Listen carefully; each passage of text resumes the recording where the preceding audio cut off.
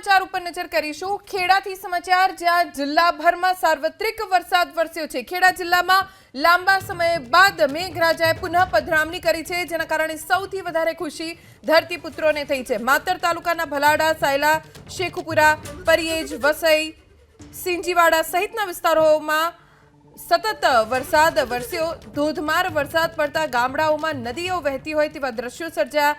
ખેતરમાં પાણી ભરાઈ ગયા, જેના કારણે પાકને પણ ફાયદો થઈ રહ્યો છે। આ તરફ નડિયાદ શહેરમાં પણ મુશળધાર વરસાદ ખાબક્યો। મુશળધાર વરસાદથી જનજીવનને અસર પહોંચી। અમારા સંવાદદાતા જલ્પેશ પટેલ પાસેથી વધુ જાણકારી પ્રાપ્ત કરીશું। જલ્પેશ, ખેડાના કયા કયા વિસ્તારોમાં વરસાદ અને શું સ્થિતિ? ધોની, વરસાદની વાત કરીએ તો લાંબા વિરામ બાદ અત્યારે જે વરસાદ, જે મેઘો છે તે વરસી રહ્યો છે। ખાસ કરીને વાત કરવામાં આવે સમગ્ર વિસ્તાર, જે ખેડા જિલ્લાના તમામ વિસ્તારમાં અત્યારે ધીમી ધારે કોઈક જગ્યાએ મુશળધાર વરસાદ વરસી રહ્યો છે। ચોક્કસથી વાતાવરણમાં ઠંડક પ્રસરી છે। ખાસ કરીને નડિયાદની વાત કરવામાં આવે તો નડિયાદમાં મેઘો મહેર થઈ છે।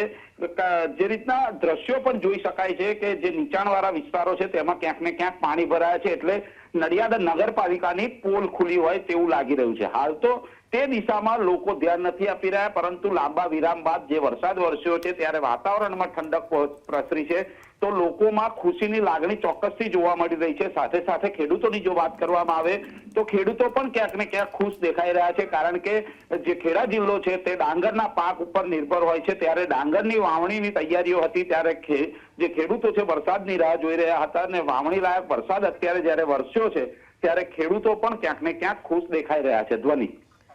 જલ્પેશ, આભાર જાણકારી આપવા માટે। તો ખેડા જિલ્લામાં મોટા ભાગના વિસ્તારો એવા છે કે જ્યાં વત્તા ઓછા પ્રમાણમાં વરસાદ વરસ્યો છે। જ્યાં સારો વરસાદ છે ત્યાં ખેડૂતો ખુશ છે, ઝરમર વરસાદ છે ત્યાં વાતાવરણમાં ઠંડક પ્રસરી ગઈ છે।